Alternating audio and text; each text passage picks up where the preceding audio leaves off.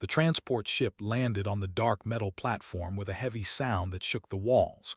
Kate Morgan stood near the exit door with her bag over her shoulder. She looked at the two people standing beside her. Dan was checking his gear one more time. Amy Cole was looking out the small window at the alien world outside. None of them said anything. There was nothing left to say.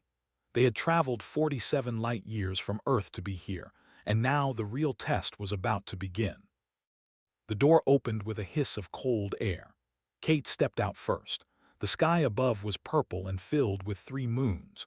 The air smelled like metal and something sweet she could not name. In front of her stood the largest building she had ever seen. The Galactic Coalition Military Academy rose up from the ground like a mountain made of black glass and silver steel. Thousands of windows glowed with soft light. Ships flew around its towers like insects around a flame. A group of soldiers waited for them at the end of the platform. Kate counted 12 aliens of different species. Some were tall and thin with gray skin and 4 eyes. Others were short and covered in thick brown armor that looked like it grew from their bodies. One of them was massive, with silver scales covering every part of his body and arms as thick as tree trunks. He wore the uniform of a commander, and his eyes were fixed on the 3 humans walking toward him. This was Commander Al. Kate had read his file during the journey. He was a species known for their strength and long lives. He was over 200 years old and had fought in more wars than most species had recorded in their history books. He had trained thousands of soldiers from across the galaxy. He had never trained a human before, and according to the reports Kate had seen, he had tried very hard to make sure he never would. The humans stopped in front of him. Kate saluted in the Earth military style. Dan and Amy did the same. Al looked at them for a long moment without speaking. His silver eyes moved from Kate to Dan to Amy and back again. Then he made a sound deep in his throat that might have been a laugh or might have been something else entirely. He spoke in a voice like stones grinding together. He told them that he had requested their removal from his training unit. He told them that the Coalition Council had his request. He told them that he considered this a waste of his time and their lives. Humans were soft. Humans were weak. Humans broke easily and healed slowly. They had no claws, no armor, no venom, no special abilities of any kind. They were, in his professional opinion, the least suitable species for combat training that he had encountered in 140 years of service. Kate listened without changing her expression. She had heard worse. Every human who left Earth to work with alien species heard worse. It was part of the job. Al continued. He said that he would not lower his standards for them. He would not slow down the training for them. He would not make special rules to protect them from injury. If they could not keep up, they would be sent home. If they were injured, they would be treated and then expected to return to training immediately. If they died, their bodies would be sent back to Earth with a note of condolence. He asked if they understood. Kate said yes, Dan said yes, Amy said yes. Al stared at them for another moment. Then he turned and walked toward the academy. The other aliens followed him. The humans followed the aliens. Inside the academy, Kate saw things that would have seemed impossible just 10 years ago. Hallways that stretched for miles. Training rooms the size of football stadiums. Weapons that could destroy a city held casually by soldiers walking to their next class. She saw species she had only read about in reports, species that could breathe fire or see through walls or move faster than the human eye could track. She saw all of this and kept walking. They were assigned to quarters on the 47th floor.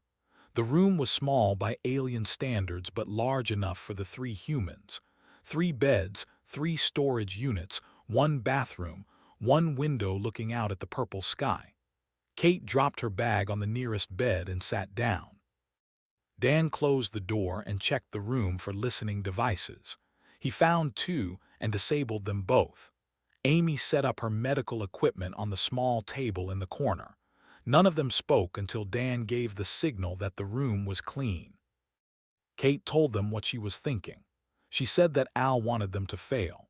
She said that half the species in this academy wanted them to fail. She said that somewhere in the coalition government, Important people were watching to see if humans could handle this level of training. If they washed out, it would set back human integration into the galactic community by decades. If they succeeded, doors would open that had been closed since humanity first made contact with alien life. Dan nodded slowly. He was a calm man who never spoke more than he needed to. He had spent 15 years in ground combat on Earth before being selected for the Coalition exchange program. He had seen things that would break most people. He was not easily impressed and not easily scared. He said that he did not come this far to fail. Amy looked up from her equipment. She was the youngest of them at 26, but she had earned her place on this mission through skill and determination. She had served as a combat medic in 3 war zones on Earth. She had saved lives under fire more times than she could count. She said that she did not care what the aliens thought of humans. She cared about doing her job and doing it well. Kate stood up and walked to the window. The 3 moons hung in the purple sky like eyes watching the world below. Somewhere in this building, Commander Al was probably filing another complaint about having humans in his unit. Somewhere else, aliens were laughing about the soft little species from the backwater planet called Earth. None of that mattered. What mattered was tomorrow. What mattered was the training. What mattered was proving that humanity had earned its place among the stars. She turned back to her team. She told them to get some sleep. Training started at dawn, and she had a feeling it was going to be a long 12 weeks. Dan lay down on his bed and closed his eyes. Within minutes, his breathing slowed and he was asleep. Soldiers learned to sleep when they could. Amy worked on her equipment for another hour before doing the same. Kate stayed at the window. She watched the ships flying around the Academy towers. She watched the stars appearing one by one as the sky grew darker. She thought about Earth, about her family, about everything she had left behind to be here. Then she thought about everything that was waiting for her when the sun came up. She did not sleep much that night. She never did before a fight. The first day of training began before the sun rose. A loud alarm filled the human quarters at 4 in the morning. Kate was already awake. Dan rolled out of bed and was dressed in 30 seconds. Amy grabbed her medical kit out of habit before remembering she would not need it for her own training. They joined the other recruits in the main hall. There were 47 soldiers from 12 different species standing in formation. They stood in the back because of their size. Their bodies were covered in natural armor that could stop a bullet. Their 4 arms hung at their sides like weapons waiting to be used. They stood near the front. They were tall and thin with silver skin and 2 sets of eyes. Their reflexes were 3 times faster than any human because they had 2 nervous systems working together. Commander Al walked in at exactly 4:30. He did not greet them or ask how they slept. He simply announced that the first exercise would be an endurance march through the eastern training grounds. The atmosphere in that region contained 40% less oxygen than standard. Any recruit who fell behind would be left behind. Any recruit who stopped moving would be failed. The march lasted 9 hours. Kate felt her lungs burning after the first hour. By the 3rd hour, her legs felt like they were filled with sand. Dan stayed beside her, his breathing heavy but steady. Amy fell back twice but pushed herself forward again each time. Around them, aliens who were built for this kind of punishment moved with ease. They barely seemed to notice the thin air. They jogged ahead and then waited for the others to catch up. 2 recruits dropped out before noon. One was a small reptilian creature who collapsed and could not get back up. The other was a who twisted his leg in a rock formation and had to be carried back to base. The humans kept moving. When the march finally ended, Kate could barely stand. Her vision was blurry and her heart was beating so hard she could feel it in her teeth. But she was still standing. Dan was beside her. Amy was a few steps behind them, pale and shaking but upright. Al looked at them with an expression Kate could not read. He said nothing and walked away. The days that followed were worse. Combat training against opponents who outweighed the humans by hundreds of pounds. Tactical simulations where the humans were always at a disadvantage. weapons training with guns designed for hands much larger than their own. Every exercise seemed designed to show how weak and slow and fragile humans were compared to the other species. In the second week, Dan took a hit during a sparring match that should have broken his ribs. The sound of the impact echoed through the training room. Every alien in the room expected him to fall. Instead, Dan stepped back, adjusted his stance, and continued fighting. He lost the match, but he finished it. The medical scan afterward showed 2 cracked ribs. He was back in training the next morning with tape wrapped around his chest. Amy was caught in a chemical exposure drill without her protective mask. The gas burned her throat and lungs before she could reach safety. The medical staff told her she would need 3 days to recover. She was back in formation after 2 days with her voice reduced to a rough whisper. When Al asked if she was fit for duty, she said yes and did not explain further. Kate watched everything. That was her gift. She was not the strongest or the fastest, but she saw things other people missed. She watched the way they moved during combat. She watched the patterns in the tactical simulations. She watched how Al designed each exercise to exploit specific weaknesses, and she remembered everything. In the third week, Anamda broke 3 limbs during a sparring accident. She was sent to medical rehabilitation, and everyone expected her to wash out. Instead, she returned 4 days later with metal braces on her arms and leg. She stood in formation like nothing had happened. That evening, approached the humans in the mess hall. Her 4 eyes studied them with something that might have been curiosity. She asked if she could sit with them. Kate said yes. I asked how they did it. She had watched them take punishment that should have stopped them. She had seen Dan fight with broken ribs. She had seen Amy return from an injury that would have kept her in bed for a week. She wanted to understand how humans kept moving when their bodies should have failed. Kate thought about the question for a long time. Then she tried to explain. She told her that humans did not evolve as the strongest creatures on their planet. They were not the fastest or the most dangerous. Their world was filled with predators that could kill them easily. The weather alone killed millions over the centuries. Diseases swept through their population again and again. By every logical measure, humans should have gone extinct 100 times over. But they did not. They survived because they refused to stop.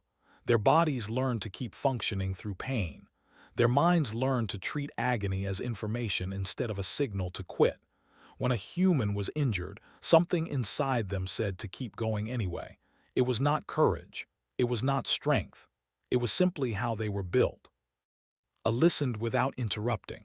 When Kate finished, there was quiet for a long moment.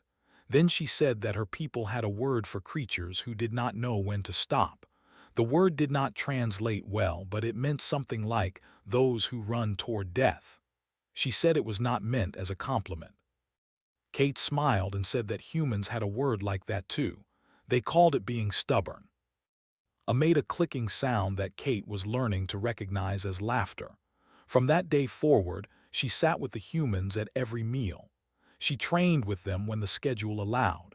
She asked questions about Earth and listened carefully to the answers. Other aliens noticed. A young named started watching the humans during training. He never spoke to them, but Kate saw him taking notes after their exercises. A female named stopped making jokes about human weakness after watching Dan recover from his injuries. The training continued. More recruits washed out. The exercises grew harder. And slowly, so slowly that most of the aliens did not notice, something began to change. The humans were not just surviving anymore. They were adapting. They were learning. And in the quiet moments between exercises, Kate Morgan was planning for what came next. She knew that survival was not enough. To earn respect in this place, they would have to do something more. They would have to do something that none of the aliens expected. They would have to show the galaxy what humans were really capable of. The opportunity would come in the 6th week. Kate did not know it yet, but she was about to walk into history. The morning of the 6th week began like any other. The alarm woke the recruits before dawn. The soldiers gathered in the main hall. Commander Al stood at the front with his silver scales catching the light. But this time, there was something different in his voice when he spoke. He announced that today would be the intermediate combat evaluation. The recruits had survived 6 weeks of basic training. Now it was time to test what they had learned. He told them to follow him. They walked through corridors that Kate had never seen before. The walls here were older than the rest of the academy. The metal was darker, scratched and dented from centuries of use. They descended 3 levels underground until they reached a massive circular room. In the center of the room stood a chamber made of black glass and silver metal. It was 30 feet wide and shaped like a cylinder. Through the glass, Kate could see something moving inside. Blades. Dozens of blades spinning and rotating in complex patterns. Each blade glowed with a faint blue light that Kate recognized as plasma edging. One touch from those blades would cut through flesh and bone like they were made of paper. Al explained the exercise. It was called the blade drill. It was an ancient training device, older than the academy itself. The objective was simple: enter the chamber on one side and exit on the other side without being cut.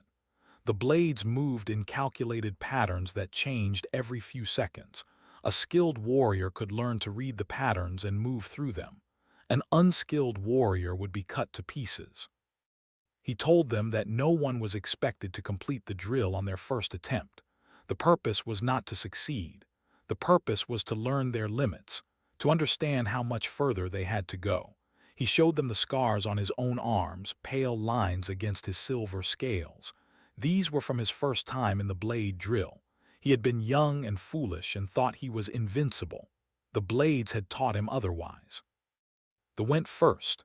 Their natural armor protected them from the worst of the damage, but even they came out with burns and cuts. One of them, a large male named, made it 3/4 of the way through before a blade caught his shoulder and opened a gash 6 inches long. He stumbled out of the chamber with blood running down his arm and pride burning in his eyes. They performed better. Their fast reflexes allowed them to dodge most of the blades. Entered the chamber with her 4 eyes tracking every movement. She danced between the spinning edges with a grace that made the other recruits stop and watch. She made it all the way through with only a single cut along her forearm. When she stepped out, she looked at Kate and gave a small nod. Then it was time for the humans. Dan went first. He studied the blades for 30 seconds before entering. He moved carefully, using his combat training to predict the patterns. He made it halfway through before a blade came from an angle he had not expected. It sliced across his shoulder and he dove forward, rolling under 2 more blades before throwing himself out of the chamber. Blood soaked through his shirt, but he was smiling. Halfway was better than he had expected. Amy went next. She watched the blades even longer than Dan had. When she entered, she moved in short bursts, stopping and starting as the patterns shifted.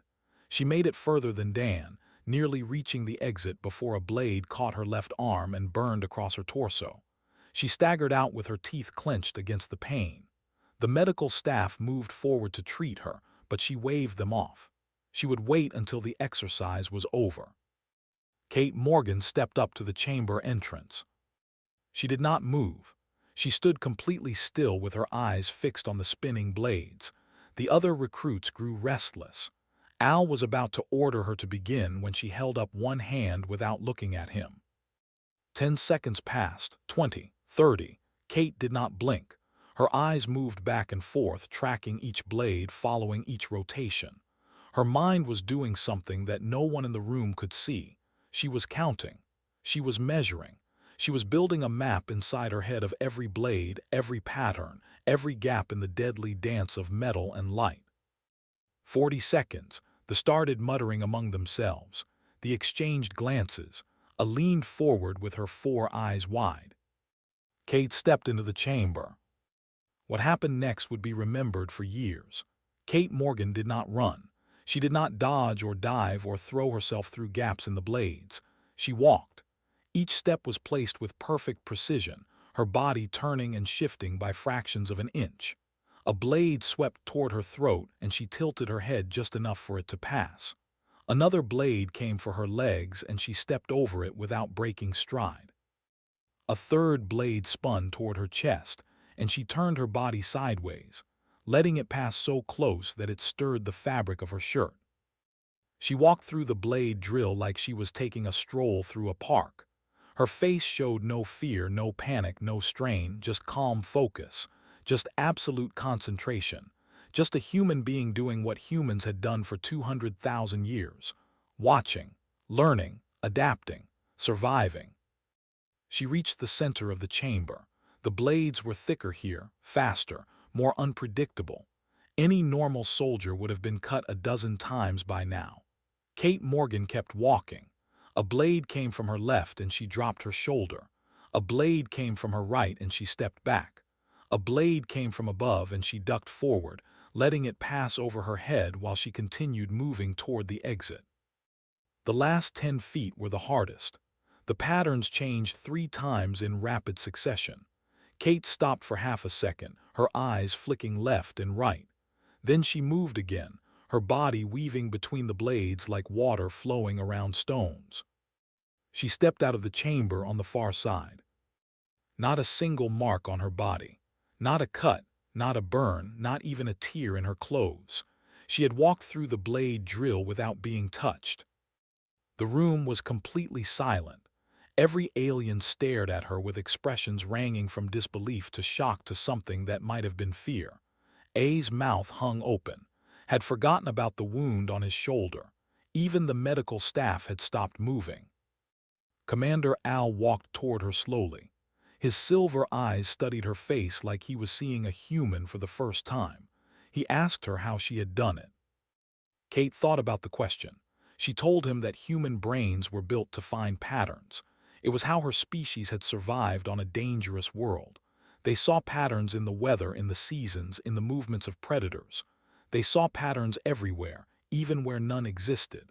The blade drill was just another pattern. She had watched it long enough to map it in her mind. Then she had walked the path that her brain had already calculated. Al was quiet for a long moment. Then he said something that Kate did not expect. He said that in his 140 years of service, he had seen only 3 soldiers complete the blade drill untouched on their first attempt. All of them had gone on to become legends. He looked at Kate Morgan and said that today he had seen the 4th. Kate did not smile. She did not celebrate. She simply nodded and walked back to stand with Dan and Amy. Her hands were shaking slightly now that the concentration had broken. Her heart was pounding in her chest, but on the outside she showed nothing. The blade drill was over. The evaluation was complete. And somewhere in the minds of every alien who had watched, a small seed had been planted. A seed of doubt about everything they thought they knew about humans. That seed was about to grow. Word spread through the academy like fire through dry grass. By that evening, every soldier in the building had heard the story. A human had completed the blade drill without a single mark. A human from a species that had only discovered faster-than-light travel 6 years ago. A human with no claws, no armor, no special abilities of any kind. The story grew with each telling until it barely resembled what had actually happened. Kate tried to ignore the attention. She went to the mess hall for dinner and found that every seat near her was suddenly occupied by aliens who wanted to talk to her. They asked how she had done it. They asked if humans had some secret power that the galaxy did not know about. They asked if she could teach them. Kate answered their questions politely but briefly. She ate her food and returned to her quarters as soon as she could. Dan was waiting for her with a smile on his face. He told her that he had received 17 requests for sparring matches since the blade drill. Soldiers who had ignored him for 6 weeks suddenly wanted to test themselves against a human. Amy reported that the medical staff had asked her to give a presentation on human healing techniques. The entire academy seemed to have noticed the humans overnight. The next morning, Commander Al called Kate to his office. She had never been inside his private quarters before. The room was simple and clean, decorated only with weapons mounted on the walls. Each weapon had a story. Each story ended with Al standing over a defeated enemy. He told her to sit. She sat. Al explained that her performance in the blade drill had attracted attention beyond the academy. Instructors from other units had requested permission to observe her training. Scientists from the Coalition's Xenobiology Division had asked to study her neural pathways. Two members of the Coalition Council had sent messages asking for reports on her progress. She was no longer just a recruit. She was a symbol. Kate asked what that meant for her training. Al said it meant nothing. She would continue with her unit. She would complete the same exercises as everyone else. She would be held to the same standards. The only difference was that now everyone would be watching. Every success would be noticed. Every failure would be discussed. She had painted a target on her back, and every alien who doubted human capability would be looking for a chance to prove that she was nothing special. Kate said she understood. Al studied her face for a moment, then he nodded and dismissed her. The weeks that followed were intense. Kate found herself assigned to leadership positions in tactical exercises. Al asked for her input during strategy sessions. When she spoke, the other recruits listened in a way they had not listened before. She was careful not to let the attention change her. She trained as hard as she always had. She studied the exercises as closely as she always did. She helped Dan and Amy when they struggled and accepted help when she struggled herself. Became her closest friend among the aliens. They spent hours with Kate, learning human combat techniques and sharing her own knowledge in return. She told Kate that her people had underestimated humanity. She said that mistake would not be repeated. Kate appreciated the honesty. The young named approached Kate one afternoon. He had been watching her since the first week, taking notes on everything she did. Now he finally worked up the courage to speak to her. He asked if she would teach him how she had navigated the blade drill. Kate agreed. She spent 3 hours explaining her technique. It was not about speed or reflexes. It was about seeing the pattern. It was about mapping the movement in your mind before you moved your body. It was about trusting the calculation even when every instinct screamed at you to run. Practiced for days. He improved significantly, though he never matched Kate's performance. He thanked her for her teaching and told her that among his people there was a saying, "The stars favor the patient." Kate smiled and told him that humans had a different saying, "Fortune favors the bold." But the attention brought problems as well. A delegation from the Dominion filed a formal inquiry with the Academy. They claimed that the humans must have cheated somehow. They demanded that Kate be examined for illegal enhancements. They suggested that her performance was physically impossible and therefore must have been achieved through deception. The inquiry lasted 3 days. Kate was subjected to medical scans that examined every part of her body. Scientists tested her reflexes, her vision, her neural pathways, her muscle density, her bone structure. They found nothing unusual. She was a baseline human with no modifications of any kind. The inquiry was dismissed, but before the delegation left the academy, their leader requested a private meeting with Kate. His name was General. He was old even by standards, with armor that had turned dark gray with age and scars that covered every visible part of his body. He had fought in wars that Kate had only read about in history files. He commanded respect from every species in the Coalition. He sat across from Kate in a small meeting room. For a long time he said nothing. He simply looked at her with his small dark eyes. Then he spoke. He told her that his people had built an empire on strength. They had conquered worlds and crushed enemies through sheer physical power. For 10,000 years, they had been the most feared warriors in their region of space. And now, a soft-skinned creature from a backwater planet had done something that most could never do. He told her that he had underestimated humanity. He would not make that mistake again, and neither would the Dominion. Kate heard the threat beneath his words. She filed it away and responded calmly. She told him that humans did not want to be enemies of the. They wanted to be allies. They wanted to learn from the Coalition and contribute to it. They wanted to prove that they had earned their place among the stars. General laughed. It was not a pleasant sound. He told her that wanting something and earning it were two different things. Humans had surprised him once. He would be watching to see if they could do it again. He stood and left the room without another word. Kate sat alone for several minutes after he was gone.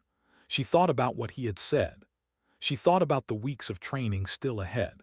She thought about the final evaluation that would determine whether she and Dan and Amy had truly earned their place in the coalition military. She knew now that the blade drill had been just the beginning. The real test was still coming, and when it came, the entire galaxy would be watching. Kate stood up, straightened her uniform, and walked back to training. There was still work to do. The final evaluation came on the last day of the 12th week. Every recruit who had survived the training gathered in the main hall before dawn. Kate stood with Dan and Amy in their usual spot. Stood nearby with Ann. They had become something like a team over the past weeks, though none of them would have admitted it out loud. Commander Al entered the hall with a data pad in his hand. His expression was harder than usual. He announced that the final evaluation would be a simulated planetary assault. The unit would attack an entrenched enemy position and capture a command center. They would face superior numbers. They would face difficult terrain. They would have limited supplies and no reinforcements. It was designed to be the hardest test they had ever faced. What he did not tell them was that someone had made it even harder. General had used his influence to have the simulation modified. The enemy numbers had been tripled. The communication systems would be jammed. The terrain would be filled with traps and hazards that the unit could not anticipate. The general had decided that if the humans were going to succeed, they would have to earn it in ways that no recruit had ever been asked to earn it before. The simulation began at dawn. The unit deployed into a rocky canyon with red dust filling the air. Kate could barely see 20 feet ahead. Dan took point with his combat training. Amy stayed in the middle with her medical kit ready. Al led from the front, his silver scales covered in tactical armor. Everything went wrong in the first 5 minutes.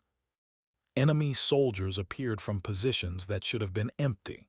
The unit's communications went dead. 2 recruits were hit by simulated fire and marked as casualties before they could react.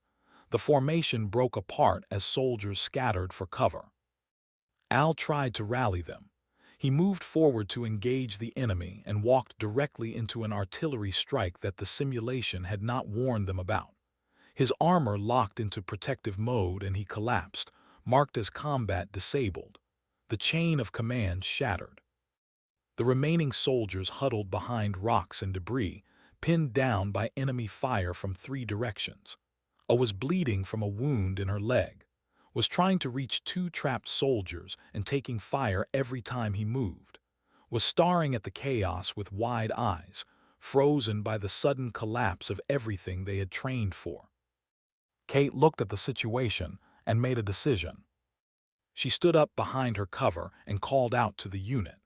Her voice cut through the noise of simulated weapons fire. She told them to form up on her position. She told them they had 3 minutes to regroup before the enemy overwhelmed them. She told them that anyone who wanted to survive needed to move right now. The soldiers looked at her. A human was giving orders. A human who had walked through the blade drill untouched. A human who had earned the respect of Al himself. They moved. Within 2 minutes, Kate had gathered the surviving soldiers behind a rock formation large enough to provide cover. She counted heads. 12 soldiers left out of the original 24. Dan, Amy, and 7 others. Not enough to take the objective through direct assault. Not even close. She pulled up the terrain map on her tactical display. The enemy expected them to attack from the canyon floor where they had defensive positions. But there was another path. A toxic swamp to the east that the simulation had marked as impassable. The chemicals in that swamp would burn exposed skin and cause respiratory damage. No sane commander would send soldiers through it. Kate told them her plan. They would split into 2 groups. Group 1 would provide a distraction, drawing enemy attention toward the canyon floor. Group 2 would move through the swamp and flank the enemy position from behind. It was insane by every standard of military doctrine. It required them to trust her with their lives. Stood up to his full height. The who had once mocked humans for being weak looked at Kate with something new in his eyes. He asked why they should follow her into certain defeat. Kate met his gaze without flinching. She told him that humans had been defeating certain death for 200,000 years, every ice age that should have frozen them, every plague that should have wiped them out, every predator, every disaster, every extinction event that should have ended their species. They survived not because they were the strongest or the fastest. They survived because when everything fell apart, they found a way to hold on. That was what humans carried with them, not claws, not armor. Just the absolute refusal to stay down. Was silent for a long moment. Then he nodded and said he would follow her. They all did. Kate led Group 2 into the swamp. The chemicals burned her skin and made her eyes water. Her lungs felt like they were filled with fire. Dan moved beside her, his face twisted in pain but his feet still moving forward. Amy was already treating chemical burns on a while they walked. Stumbled twice but got back up each time. They emerged from the swamp behind enemy lines. Their skin was red and blistered. Their breathing was ragged, but they were alive and they were where no one expected them to be. The attack was swift and brutal. Group 1 launched their distraction and the enemy turned to meet them. Group 2 hit the command center from behind. Kate led the charge through the door, her weapon firing at targets that never saw her coming. Dan cleared the left side of the room while cleared the right. In less than 3 minutes, the objective was secured. The simulation ended. The lights in the room came on and the enemy soldiers disappeared. Al's armor unlocked and he stood up, looking around at the captured command center with an expression of disbelief. The unit had achieved a perfect score. Against impossible odds, with their commander disabled and their communications jammed, they had completed the mission. In the debriefing room, Al stood before his recruits for a long time without speaking. Kate stood at attention with her skin still burning from the chemical exposure and her lungs still aching with every breath. Dan stood beside her. Amy stood beside him, and stood nearby. Finally, Al turned to Kate. He performed the gesture of respect, a slow bow with both hands pressed to his chest. He told her that he had trained soldiers for 140 years. He had seen bravery and skill from every species in the coalition.